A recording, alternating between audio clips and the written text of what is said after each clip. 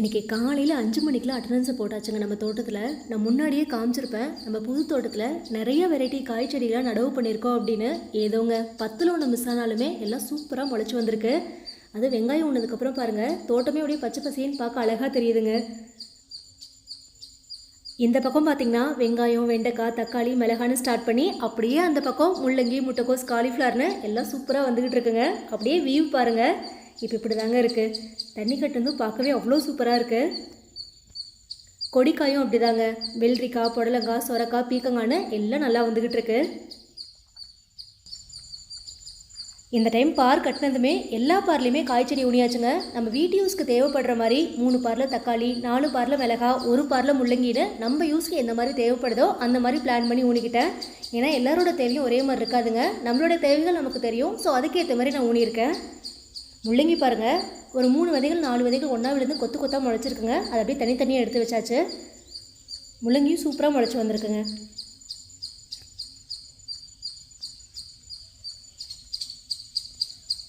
எல்லா காய்ச்செடியும் ஊனதுக்கப்புறம் பார்த்திங்கன்னா பாரோட 2 சைட்லேயுமே வெங்காயம் ஊனி விட்டாச்சுங்க. ஏன்னா எப்போவுமே சின்ன வெங்காயத்தோட யூசேஜ் நமக்கு அதிகமாகவே இருக்கும். அப்படியே இந்த பக்கம் பாருங்கள், நம்ம தோட்டத்தில் பச்சை தண்ணி கீரைக்கு அப்புறம் இந்த செடி தாங்க எங்கே பார்த்தாலும் முளைக்க ஆரம்பிச்சிருக்கு. இது என்ன செடி அப்படிங்கிறத மறக்காமல் கெஸ் பண்ணிடுங்க. இன்றைக்கி கேள்வி இதுதான். நம்மளும் 6 மணிக்கெலாம் சூப்பராக தண்ணியும் கட்டியாச்சுங்க. அது இப்போ சம்மர் வந்தது 10 மணி ஆனால் போதுங்க, 10 டைமுக்கு மேலே பவர் கட் ஆகுது. அதனால் அலர்ட்டாக இன்றைக்கி நேரமாக தண்ணி கட்டியாச்சுங்க.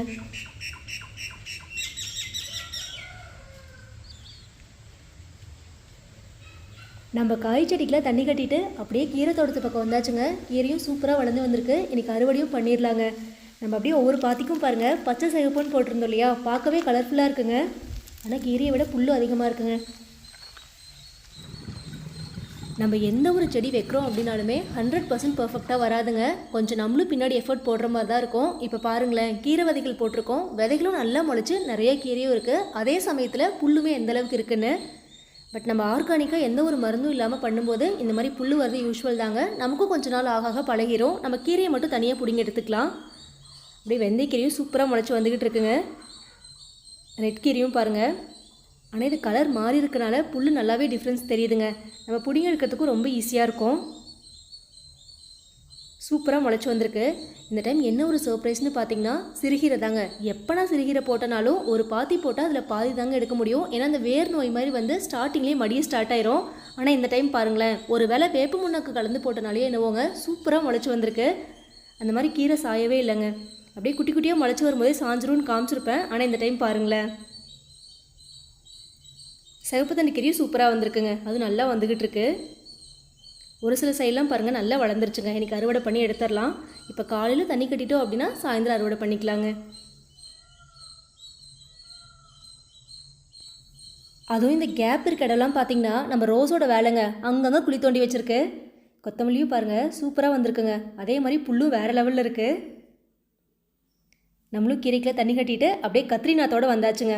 ஏன்னா அங்கே தோட்டத்தில் எங்கேயுமே கத்திரிக்காய் வைக்கவே இல்லை. இங்கே தோப்பில் வச்சு விட்டோம் அப்படின்னா அங்கங்கே முளைச்சி வந்துடுங்க. எப்படியும் வீட்டு யூஸ்க்கு மேனேஜ் பண்ணிடலாம். ஏன்னா நம்ம கோழி கொத்தாத ஒரு விஷயம்னு பார்த்திங்கன்னா கத்திரிக்காய் மட்டும்தாங்க. இப்படி ரம்புத்தானும் பாருங்கள் ஓரளவுக்கு தளைஞ்சு வந்துக்கிட்டு இருக்குங்க.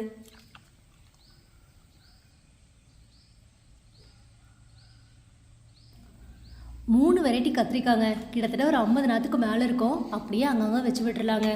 நிஜமாவேங்க, இந்த காலிஃப்ளவர், முட்டைக்கோஸ்க்கே நம்ம கத்திரி செடி டஃப் கொடுக்குங்க. நம்ம தோட்டத்தில் கத்திரி செடின்னு வச்சிட்டோன்னாவே அத்தனை எறும்புங்க. அப்படி என்ன தான் சத்து இருக்குன்னு எனக்கும் புரியல. அதை தண்ணி இந்த வெள்ளைப்பூச்சி தாக்கோங்க. நம்மளும் அப்படியே தோப்பில் வச்சு விட்டோம் அப்படின்னா ஓரளவுக்கு தலையிற செடி நல்லா தலைஞ்சு வந்துடுங்க. அதை அப்படியே சுற்றி களையெல்லாம் எடுத்து பராமரிச்சுக்கலாம். நம்ம ஓவராலாக களை எடுக்கணும் அப்படின்னா ரொம்ப கஷ்டங்க. ஏன்னா தோப்பில் அத்தனை பாத்தனியாக வரும். நானும் முடிஞ்ச அளவுக்கு கண்ட்ரோல் பண்ணிக்கிட்டே தாங்க இருக்கேன். ஆனால் அதுக்கான ஒரு எஃபெக்டே இல்லைங்க.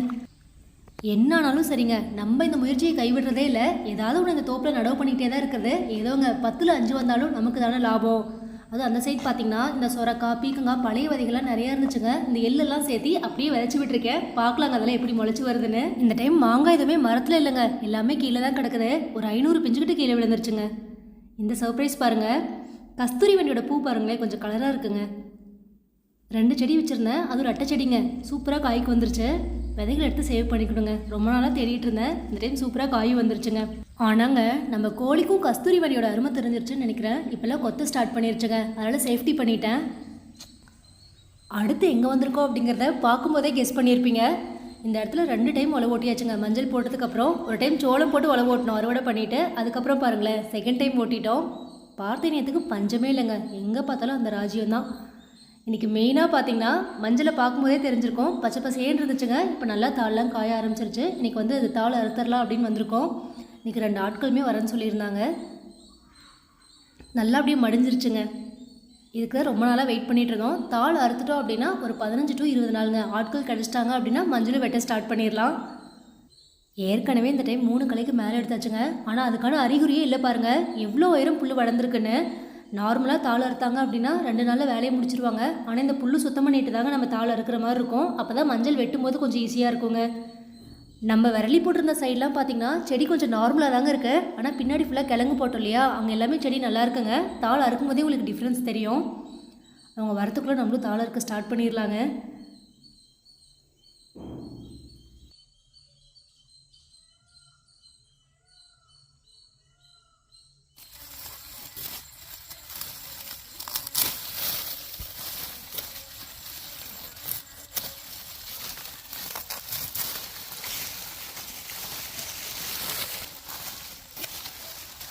போன டைம் விட இந்த டைம் மஞ்சள் கொஞ்சம் அதிகமாக தாங்க போட்டோம். விதை மஞ்சளும் வேணும் அப்படின்னு. ஆனால் நடுவில் ஒரு 4-5 பார்க்கு இஞ்சியும் போட்டு அப்படியே வந்து பிளான் ஃப்ளாப் ஆயிடுச்சுங்க.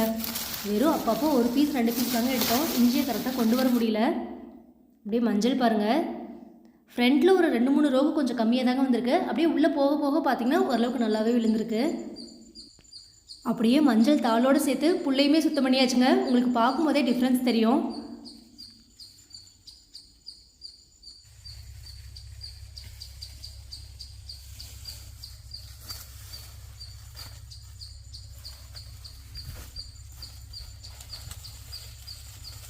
மேக்ஸிமம் மஞ்சள் தாள் பார்த்திங்கன்னா ஓரளவுக்கு காய ஆரம்பிக்கும் போதே அறுக்க ஆரம்பிச்சிருவாங்க. நம்ம கொஞ்சம் சருவே ஆயிடுச்சுங்க. இந்த மாதிரி விட்டுட்டாங்க அப்படின்னா ரொம்ப ஏக்கர் கணக்கிலலாம் அறுக்கும்போது அந்த சருவையும் பாருங்களேன், சுத்தம் பண்ணி அறுக்கிற மாதிரி இருக்கும். அதுக்கு டைமுமே கொஞ்சம் அதிகமாக எடுக்குங்க. தாள் வந்து கொஞ்சம் செடி நிற்கும் போதே அறுத்துட்டோம் அப்படின்னா அறுக்கிறதுக்கு கொஞ்சம் ஈஸியாக இருக்குங்க. நான் முன்னாடி வீடியோஸில் கூட காமிச்சிருப்பேன். நமக்கு வந்து ஆட்கள் கிடைக்கல அப்படிங்கிறனால அப்படியே கொஞ்சம் டிலே ஆயிடுச்சுங்க. ஆனால் இன்றைக்கி பாருங்கள், அப்படியே சூப்பராக அறுக்க ஆரம்பித்தாச்சு. ஆனால் இது ஒரு நாளில் முடிக்க முடியாதுங்க. காலையில் ஒரு 9 மணிக்கு ஸ்டார்ட் பண்ணி 2 மணி வரைக்கும் பாதி தாங்க அறுக்க முடிஞ்சுது. சரி, நாளைக்கு பாதி சுத்தம் பண்ணிக்கலாம் அப்படின்னு. அதுவும் அந்த பக்கம் போக போக பார்த்திங்கன்னா அத்தனை புல்லுங்க. அதெல்லாம் சுத்தம் பண்ணுறதுக்கே ஒரு நாள் ஆயிரமாட்டிருக்கு. நம்ம இந்த மாதிரி கொஞ்சம் டிலே பண்ணி அறுக்கிறனால மஞ்சளுக்கு ஏதாவது பாதிப்பு வருமானு கேட்டிங்கன்னா அந்த மாதிரிலாம் எதுவுமே இருக்காதுங்க. நம்ம தாள் அறுக்கும்போது சுத்தம் பண்ண தான் கொஞ்சம் கஷ்டமாக இருக்க மாதிரி இருக்கும், சருவாக வரனால. மற்றபடிக்கு மஞ்சள் மண்ணுக்குள்ளே அப்படியே சேஃபாக தாங்க இருக்கும்.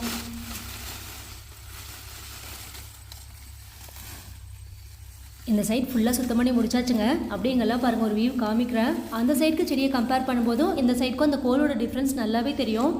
இந்த பக்கம் எல்லாமே சூப்பராக இருக்குங்க. அப்படியே க்ளோஸ் காமிக்கிற பாருங்கள்.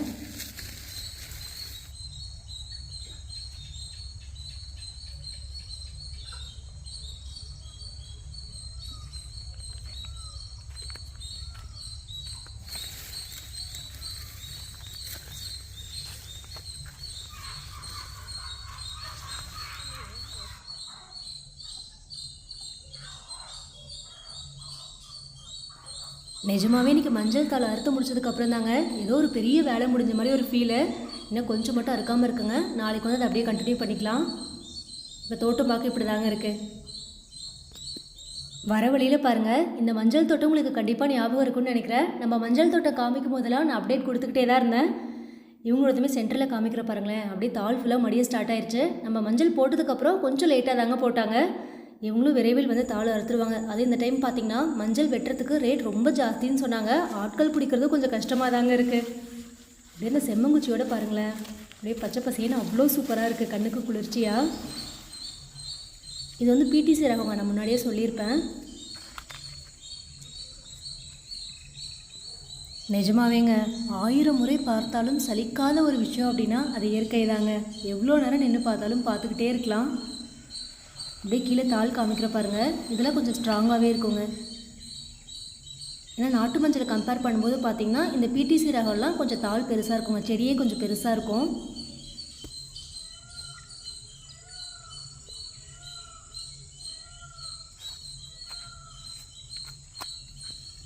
மஞ்சள் செடியோடு பார்க்குறது ஒரு அழகுனா, தாள்லாம் அறுத்ததுக்கப்புறம் இந்த செம்மங்குச்சியோடு பார்க்குறது தனி அழகு தாங்க.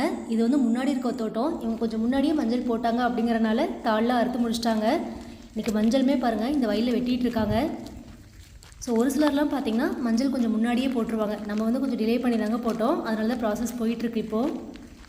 இங்கெல்லாம் பாருங்களேன், மஞ்சளே வெட்டி முடிச்சிட்டாங்க இன்றைக்கி காலையில் 5 மணிக்கு நம்ம காய் தோட்டத்தில் பயணத்தை ஸ்டார்ட் பண்ணோங்க. இப்போ அப்படியே மஞ்சள் தாள் இருக்கிறதுன்னு சாயந்தரம் 3 மணி வரைக்கும் என்னோட சேர்ந்து நீங்களும் இந்த பயணத்தில் நிறையா விஷயங்கள் தெரிஞ்சிருப்பீங்க அப்படின்னு நினைக்கிறேன்.